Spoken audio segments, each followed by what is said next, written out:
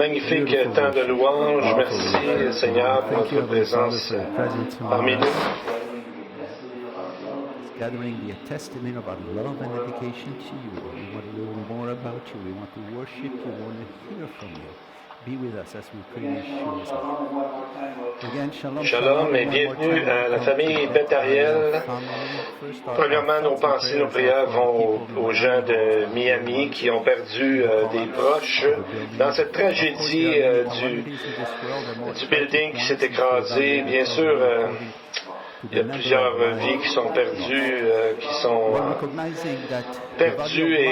ils sont encore en train de faire des recherches. Bien sûr, alors que nous savons qu'il y a plusieurs calamités dans ce monde, et ça vient bouger, changer notre sens de sécurité dans notre monde occidental où on pense que de telles choses n'arrivent pas ici. Bien, premièrement, c'était absolument... les gens ont été pris complètement par surprise. C'est arrivé dans un endroit qu'habituellement c'est très stable et où il y avait confiance et sécurité.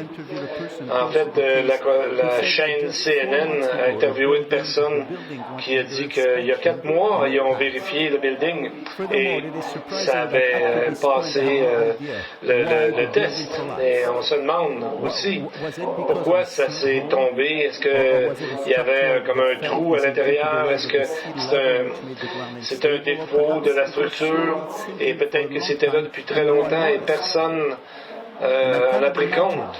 Imaginez-vous les gens qui étaient dans ce building en plein milieu de la nuit où toute la structure tombe sur elle-même. Encore, ça nous rappelle alors que l'homme peut travailler fort et avoir de grandes inventions, c'est pas lui qui peut emmener la vraie sécurité et la vraie paix et qu'il n'y ait pas aucun accident. Ça nous fait penser ce qui est arrivé avec la pandémie COVID-19. Le monde entier a été pris par surprise. Le seul qui est certain et qui est totalement, qu'on peut se fier totalement et dépendre de lui, c'est Dieu qui sait toutes choses. Et peut-être que c'est le moment pour vous aujourd'hui de vous tourner vers lui, car il vous attend, il vous offre la vie éternelle en Jésus-Christ qui est mort pour chacun qui veut l'accepter. Et dans cette situation, on voit aussi qu'il nous amène que les conflits de la fin des temps s'avancent de plus en plus, se rapprochent. On se rapproche de ce moment. Ésaïe, Jérémie, Paul ont parlé de ce faux sens de sécurité.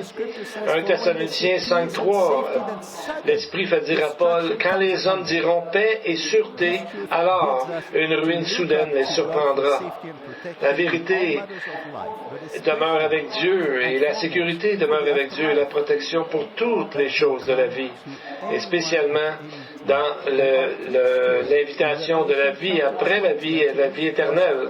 Et c'est ce que nous allons voir aujourd'hui, que ceux qui mettent leur confiance en Jésus vont avoir une vie éternelle avec Dieu dans le ciel. Vous êtes-vous déjà demandé qu'est-ce qui nous attend après cette vie? Est-ce que les croyants dans leur demeure éternelle, à quoi ils vont avoir de l'air? Est-ce qu'on va se reconnaître? Qu'est-ce qu'on va faire là-bas? Dans les 2 derniers chapitres du livre d'Apocalypse, on voit que vraiment Dieu amène une nouvelle terre et des nouveaux cieux. Déjà, la terre que nous avons, c'est magnifique. Imaginez-vous, la prochaine va être complètement magnifique et superbe, sans aucune trace de péché, d'imperfection ou de quoi que ce soit. Ça va être notre demeure parfaite comme Dieu a voulu que ça soit. Et Jean voit la cité, en fait, qui est le ciel, la Nouvelle Jérusalem, l'endroit où Dieu demeure, qui vient du ciel, qui descend du ciel, et justement sur cette nouvelle terre. On voit 2 fois que Jean voit la cité descendre du ciel. Premièrement, il la voit d'une certaine distance, au verset 2. Et ensuite, au verset 10, il la voit d'un peu plus proche et commence à décrire l'extérieur l'intérieur de la cité. Il voit des couleurs qui sont là, comme un magnifique pierre précieuse. Il voit des portes, des fondations, et il a dû être surpris par son énorme son énorme grandeur, ou en tout cas son énorme...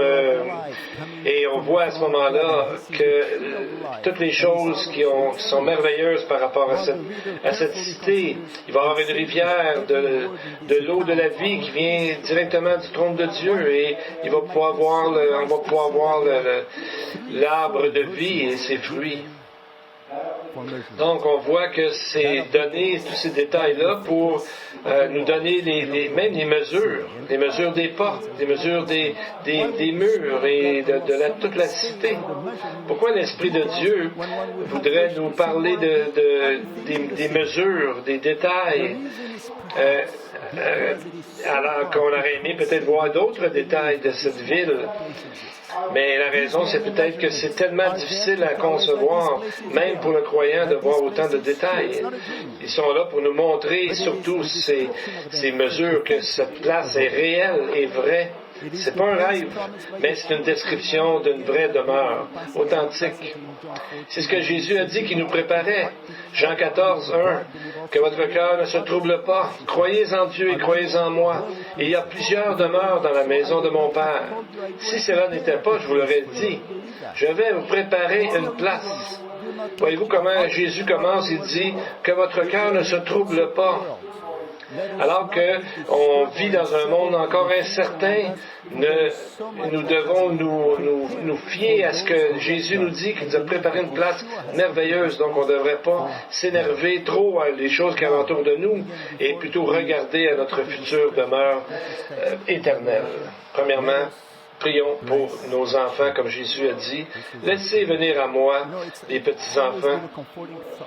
C'est toujours une pensée réconfortante de savoir que pour Jésus, les enfants ont toujours une place importante. Et il leur a posé les mains et a prié les disciples de les laisser venir à lui. Alors on vous demande de faire la même chose. Vous avez vos enfants, appelez-les, posez les mains sur eux, prenez-les près de vous et prions pour eux. Shema Israel Adonai Eloheinu Adonai Echad Baruch Shem Kevod Malchuto Le'olam Va'ed. Blessed be His name, whose glorious kingdom is coming and is forever and ever. Heavenly Father, we thank you for your great love and concern for us. This morning, Lord, we'll lift up our children to your throne and pray that as they grow up, they will develop an eternal perspective and purpose, not an earthly one. Help them to see life and every challenge through your eyes, and that they will be eager and unafraid to share with others the good news about Yeshua HaMashiach, and the whom we pray. Amen. So if you have your Bible with you, let's open up to Revelation. Ouvrons nos Bibles dans le chapitre 21 de l'Apocalypse. Nous allons commencer avec le verset 3. On a déjà lu les deux premiers versets, mais là on va lire 1 à 3. Puis je vis un nouveau ciel et une nouvelle terre, car le premier ciel et la première terre avaient disparu, et la mer n'était plus. Et je vis descendre du ciel, d'auprès de Dieu, la ville sainte, la nouvelle Jérusalem, préparée comme une épouse qui s'est parée pour son époux. Et j'entendis du trône une forte voix qui disait, « Voici le tabernacle de Dieu avec les hommes. Il habitera avec eux, ils seront son peuple, et Dieu lui-même habitera avec eux. » On voit que l'homme et Dieu seront dans un même endroit en même temps, exactement comme dans le Jardin d'Éden, au tout début, avec liberté et pour toujours cette fois. Et donc le verset 3, c'est l'accomplissement de la prophétie d'Ésaïe de 7,14. C'est pourquoi le Seigneur lui-même vous donnera un signe. La jeune fille deviendra enceinte, elle enfantera un fils et elle lui donnera le nom d'Emmanuel.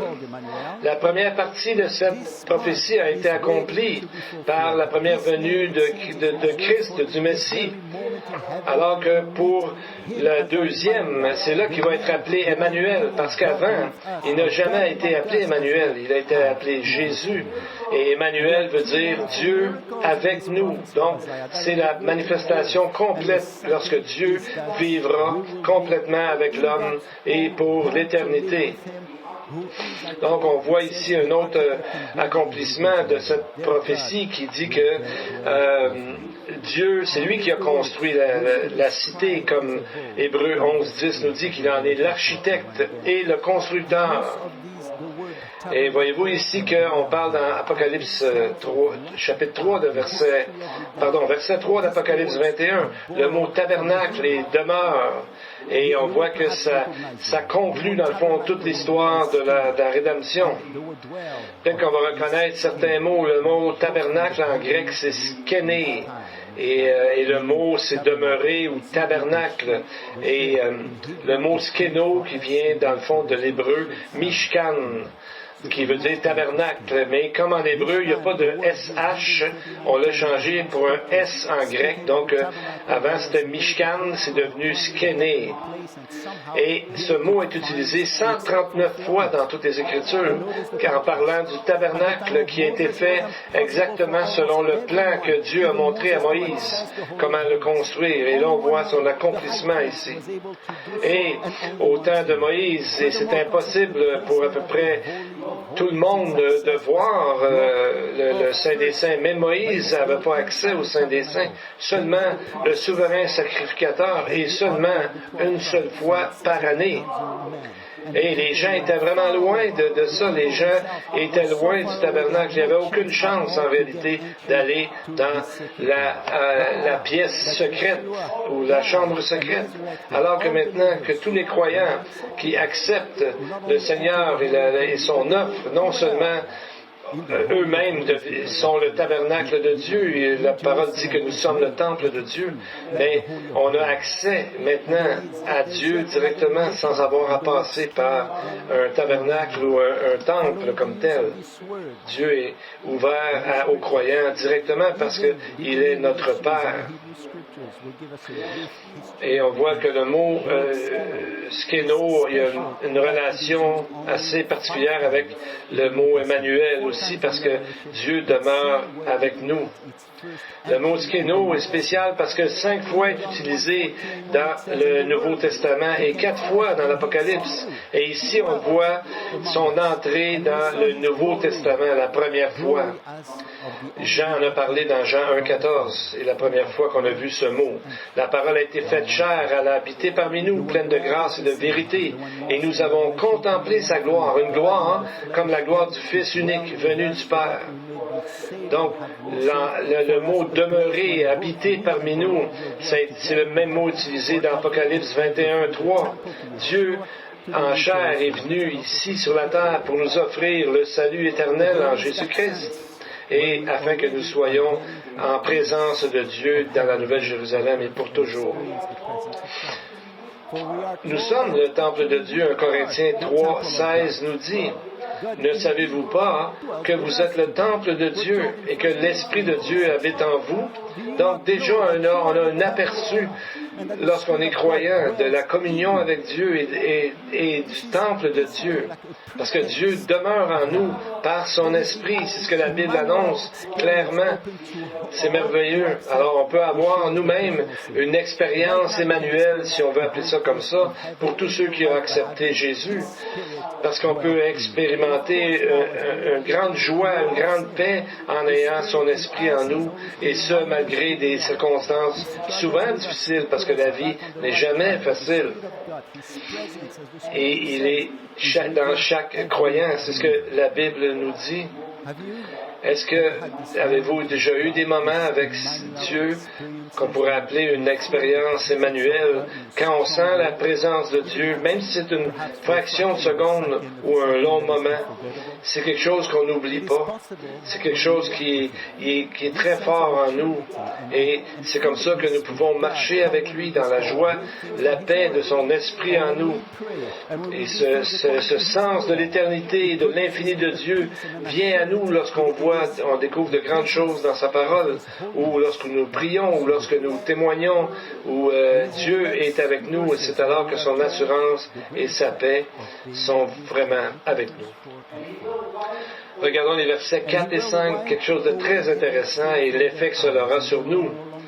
Il essuiera toute larme de leurs yeux, toute larme de leurs yeux, et la mort ne sera plus. Il n'y aura plus ni deuil, ni cri, ni douleur, car les premières choses ont disparu. Et celui qui était assis sur le trône dit, « Voici, je fais toutes choses nouvelles. » Et il dit, « Écris, car ces paroles sont certaines et véritables. » Donc on voit que toutes ces choses, Dieu dit ces choses, je fais toutes choses nouvelles. Est-ce qu'on peut imaginer un monde comme ça? Ça va être merveilleux. Et peut-être parce que c'est dur à imaginer, on a cette confirmation lorsque Dieu dit « Écris », car ces paroles sont certaines et vraies, véritables. Les mots vrais et fidèles sont des titres qui ont été donnés à Jésus 2 fois. On a vu dans le chapitre 3, verset 14 et 19, verset 11. Alors qu'il met ses promesses, dans le fond, au sein même de son nom.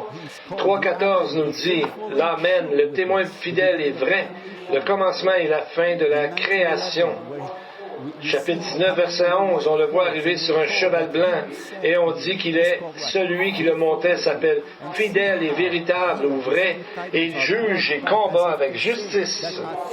Voyez-vous, la réalité du ciel, c'est là, c'est que Jésus est là et il met ses noms là pour nous montrer que la réalité du ciel.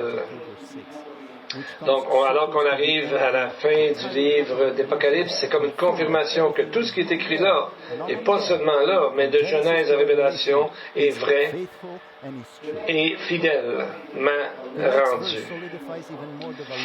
Et le verset 6 vient solidifier encore la validité de cette vérité. Et il me dit, c'est fait, je suis l'alpha et l'oméga, le commencement et la fin. À celui qui a soif, je donnerai de la source de l'eau de la vie gratuitement. Ici, on voit la plénitude de l'Érad, l'unité complète de Dieu qui est scellée ensemble, qui vient confirmer cette vérité, cette grande vérité. Le titre Alpha et Oméga, on la voit 3 fois dans l'Apocalypse. Les 2 premières fois, c'est attribué à Dieu, et la 3e fois à Jésus. 1.8 nous dit, « Je suis l'Alpha et l'Oméga, dit le Seigneur, l'Éternel. » Celui qui est assis sur le trône dit, « Je suis l'Alpha et l'Oméga. » Dans 22, versets 12 et 13, c'est vraiment Jésus où il dit, « Voici, je viens bientôt. Je suis l'Alpha et l'Oméga, le premier et le dernier, le commencement et la fin. » Et 2 fois, il arrive dans le chapitre 22, 13. On voit qu'il est attribué à Jésus ce titre, le début et la fin, l'alpha et l'oméga. Donc on voit vraiment la triunité ou la trinité de Dieu dans cette déclaration. Si on enlève la trinité du livre de la Bible, on arrive avec plusieurs dieux, puis à ce moment-là, la Bible devient complètement incompréhensible. Vous rappelez-vous dans Jean 10, le chapitre du berger où Jésus dit « Personne ne peut vous enlever de ma main et personne ne peut vous enlever de la main de mon Père et moi et le Père, nous sommes un. » Donc on voit ici la totale unité de la Trinité qui garde notre salut pour toujours. Et c'est ce qui nous a préparé la cité céleste. Au verset 6, il dit, « Je donnerai de la source de l'eau de la vie gratuitement. » Encore ici, c'est l'accomplissement de nombreuses prophéties que nous avons dans les Écritures. Surtout dans les chapitres 53 d'Ésaïe, où on a dit que le serviteur va mourir pour nous et nos péchés. Donc c'est le chapitre 53 où on voit clairement Jésus. Et 54, 55, les chapitres d'Ésaïe, c'est comme une jubilation. Et au début du chapitre 55, au verset 1, il est écrit presque la même phrase. « Vous tous qui avez soif, venez aux eaux, même celui qui n'a pas d'argent, venez acheter et manger, acheter du vin et du lait sans argent, sans rien payer. » Donc, on voit ici l'Apocalypse 22. Qu'est-ce qu'il y a là? Il me montrait un fleuve d'eau de la vie, limpide comme du cristal, qui sortait du trône de Dieu et de l'agneau. Donc, on voit qu'il parle de cette même eau ici qu'on peut prendre sans payer rien, parce que Jésus-Christ a déjà tout payé sur la croix. Donc, c'est l'accomplissement littéral de cette promesse. Et cette rivière va arroser, finalement, va nourrir l'arbre de vie. Donc, il nous dit que c'est de pas emmener d'argent et ça coûte rien, mais ça a coûté énormément à Dieu, parce que Dieu lui-même s'est impliqué dans la personne de son Fils Jésus qui est venu mourir, et c'était une mort atroce sur la croix. Mais la bonne nouvelle, c'est qu'il est ressuscité, et maintenant offre le salut à quiconque veut se tourner vers lui pour se repentir de ses péchés et se tourner vers Jésus-Christ.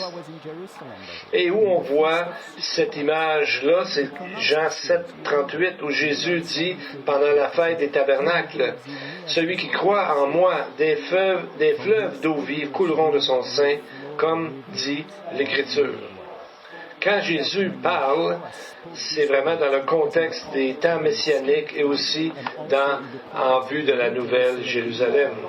Les événements des chapitres 7 à 9 de l'Évangile de Jean sont arrivés pendant la fête de Sukkot ou la fête des tabernacles qui symbolisait les temps messianiques et l'ordre éternel ou le temps éternel dans l'éternité avec lui.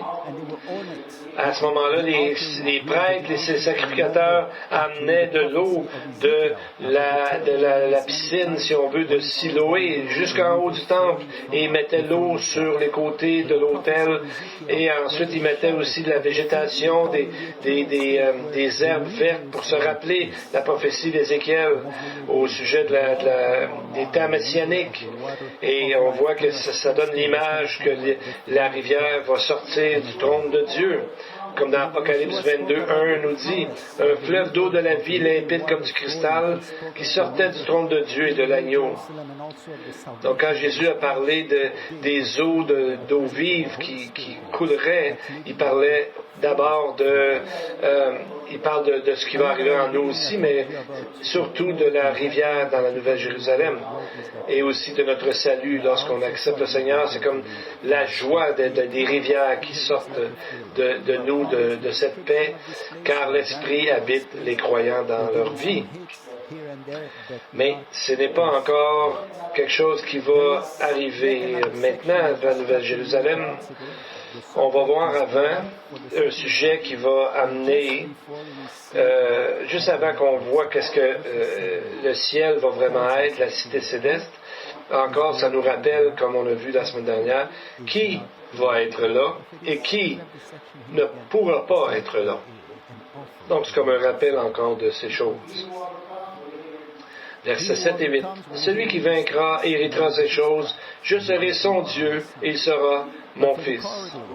Mais pour les lâches, les incrédules, les abominables, les meurtriers, impudiques, enchanteurs, idolâtres et tous les menteurs, leur part sera dans l'étang ardent de feu et de soufre, ce qui est la seconde mort. » Les gens qui vont hériter du ciel ou qui vont pouvoir demeurer là sont ceux qui vont vaincre.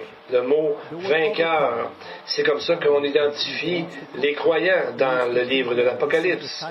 Le mot conquérant, c'est Nikao, veut dire de conquérir, de gagner.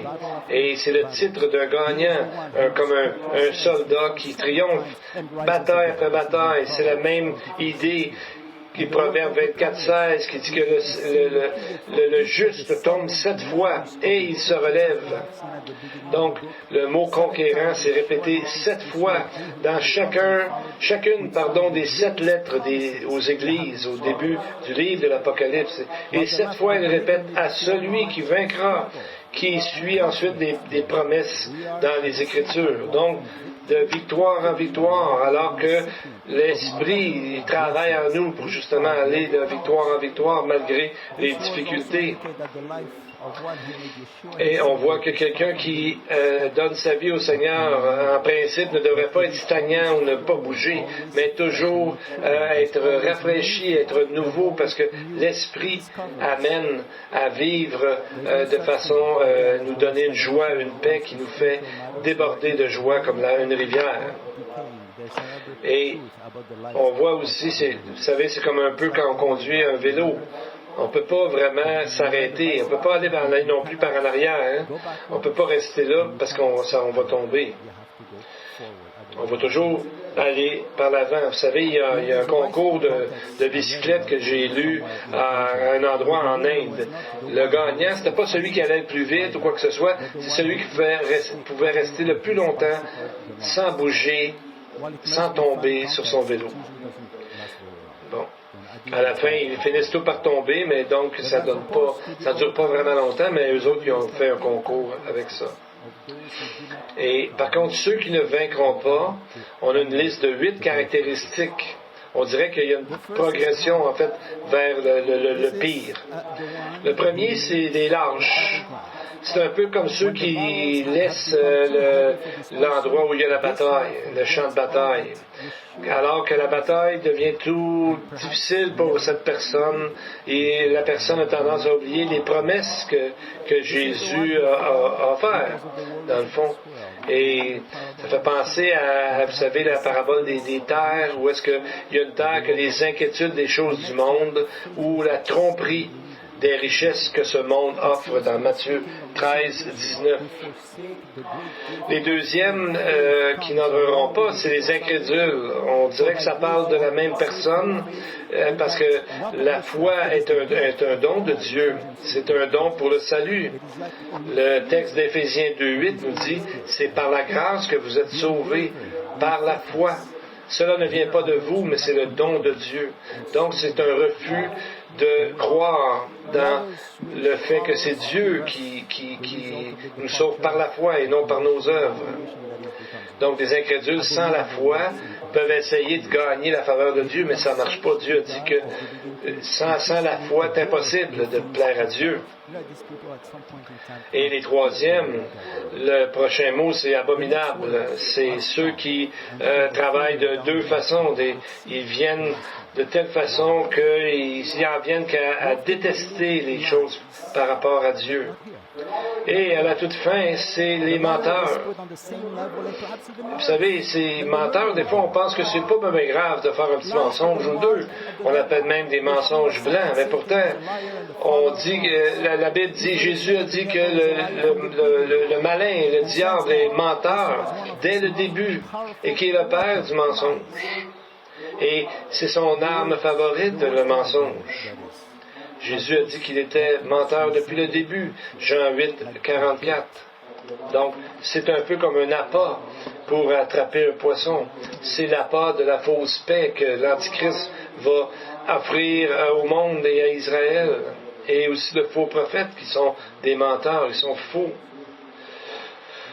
Le mot menteur en grec, c'est un mot vous allez reconnaître, c'est le mot pseudo, qui est venu à désigner un piège, un truc pour arranger, pour voler les gens. J'ai lu dans les premiers siècles, il y avait de la fausse monnaie qui ils vendaient des fausses monnaies. Et donc c'était la monnaie contrefaite. Et on voit ici Jean qui nous parle, êtes-vous prêts de quelle sera la nouvelle Jérusalem? Verset 9. Alors un des 7 anges qui avait les 7 coupes et les 7 plaies vint et dit, viens et je te montrerai l'épouse de l'agneau. C'est le même qui a amené des 7 anges qui avaient les 7 coupes qui a montré à Jean la grande Babylone, l'épouse du malin dans le fond. Et alors là, il nous amène à voir l'épouse et la femme de l'agneau. Donc on voit que la Nouvelle Jérusalem, elle est les deux. Elle est l'épouse et la femme de l'agneau. Donc, on voit que c'est l'inauguration de la première étape. Et c'est là que Jean est tellement béni. Et on voit que le verset 10 et 11. Et il m'amena dans l'esprit jusqu'à une montagne très haute, et il m'a montré toute la cité sainte, Jérusalem, qui descendait du ciel directement de Dieu, qui avait la gloire de Dieu. Et son éclat était comme une pierre précieuse, comme de jaspe. Donc, c'est la première fois qu'il la voit, la Jérusalem, descendre. La première, c'est au verset 2, et ensuite au verset 10. Mais quelle est cette montagne? Cette nouvelle Jérusalem, peut-être, sera la nouvelle terre qui descend du ciel alors que Jean la voit arriver et qui peut décrire l'intérieur de la cité. Alors que la Jérusalem de la terre a été construite sur le mont Sion.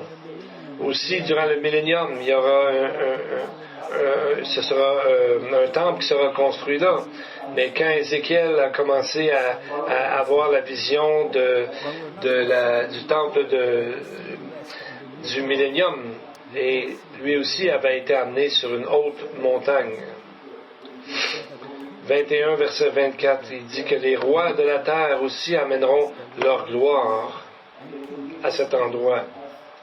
Oui, les nations et les rois de la nouvelle terre vont vivre en paix, comme dans le temps des fêtes d'Israël, c'était la même chose, ils vivaient en paix, mais comme exactement aussi au moment des fêtes d'Israël, ils vont venir à la Nouvelle Jérusalem périodiquement pour avoir une fête avec le Seigneur. Et c'est une partie que nous allons voir la prochaine étude. Quelle est la première chose que Jean note lorsqu'il sort de la Nouvelle Jérusalem? C'est quoi? C'est la gloire de Dieu. La gloire de Dieu contient la grâce, la vérité, la bienveillance, la miséricorde, la justice, la connaissance, la puissance et tellement d'autres choses qui font partie de sa personne merveilleuse de Dieu. C'est pour ça que le verset 23 nous dit que la ville n'avait pas besoin de soleil ou de la lune pour l'éclairer, car la gloire de Dieu l'illumine et sa lampe est l'agneau lui-même. Quelle magnifique vision que nous avons là, que Jean nous a dit par le Saint-Esprit dans la parole. Avant le début que le judaïsme vienne bien prévalent partout dans Israël, les Juifs avaient un nom pour la gloire de Dieu. Ils l'appelaient la Shekinah, la gloire Shekinah, ou la Shekinta en araméen, et qu'elle est appelée dans les Targum. Donc, c'est la même racine que le mot tabernacle, Mishkan, comme on a vu. Le mot Shekinah ressemble à ce mot Mishkan. Et on voit que la gloire de Dieu, c'est la gloire de l'Esprit de Dieu aussi. Donc, c'est la gloire de Dieu qu'on voit ici en premier. Et on voit son éclat qui nous est décrit comme celui d'une pierre précieuse. Le mot éclat, c'est phoster, qui décrit quelque chose de splendidement lumineux. Le mot, on le voit seulement dans 2 endroits dans le Nouveau Testament. Ici, et on va voir un autre endroit. Philippiens 2, versets 14 et 15. Faites toutes choses sans murmure et sans chicane, afin de vous montrer vous-même comme étant sans reproche et innocent, comme des enfants de Dieu au-dessus de tout reproche, au milieu d'une génération perverse, au sein de laquelle vous êtes comme des lumières dans le monde.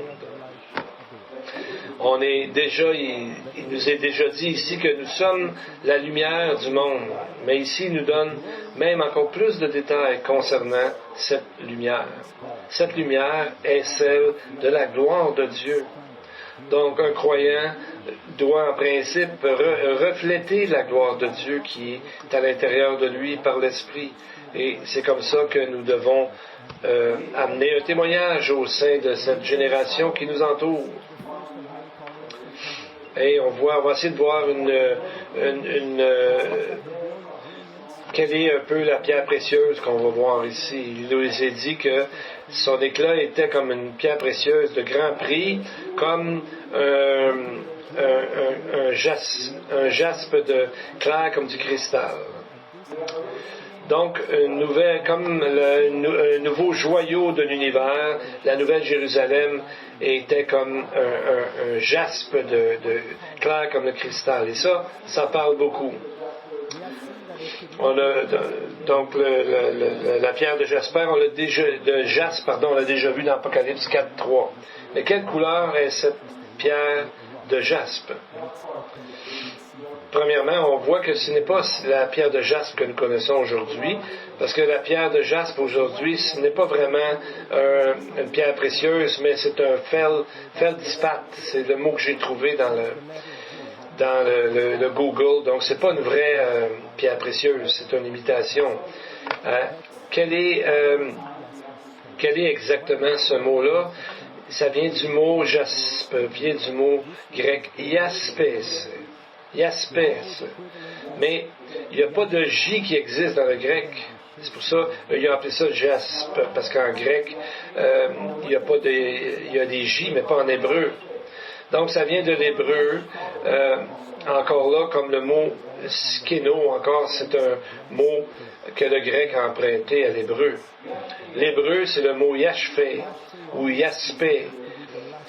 Encore là, le son SH est replacé par le S, ce qui a donné yaspé. Donc, on voit d'où vient le mot jaspe.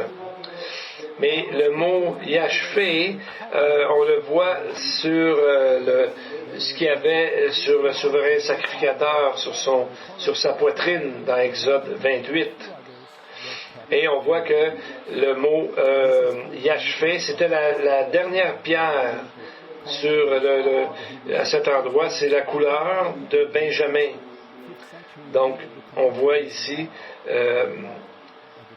dans le temps de Jésus, ça parlait de la couleur, et on voit que c'est la couleur du drapeau de la tribu de Benjamin. Et c'est ce qu'il est dit. Benjamin, c'était yashphé, et la couleur de son drapeau était une combinaison de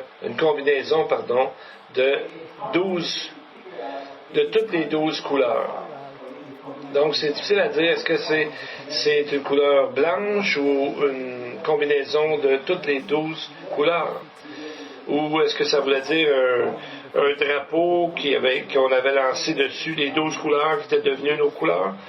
Mais on voit que, premièrement, la couleur de la pureté, c'est blanc. Et la couleur de la sainteté est souvent vue comme le blanc aussi. Quand j'étudiais dans la gémologie, on appelle le blanc la couleur D. Et je me demandais, mais où sont les lettres A, B, C, D?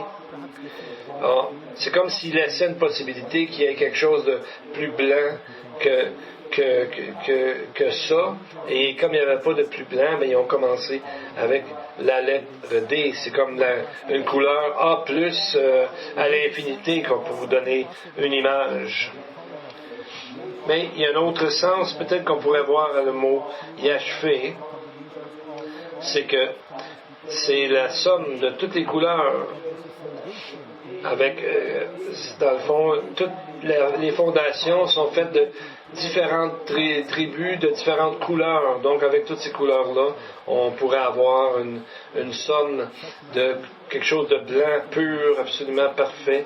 Donc, ça nous donne une image merveilleuse de cet endroit lumineux et coloré et magnifique. Et aussi, il y a quelque chose d'intéressant, c'est yashphé et la pierre désignant Benjamin. Mais rappelez-vous que ce n'était pas le nom que Rachel lui avait donné au début, parce que juste avant de mourir, elle est morte en ayant cet enfant, et elle l'a appelé au début Ben-Oni, qui voulait dire le fils de ma douleur. Et Jacob est arrivé, puis il a dit non, on va l'appeler le fils de ma droite, qui représente la force et la puissance. Ça nous montre ici comme une prophétie où est-ce qu'on voit les deux venues de Jésus.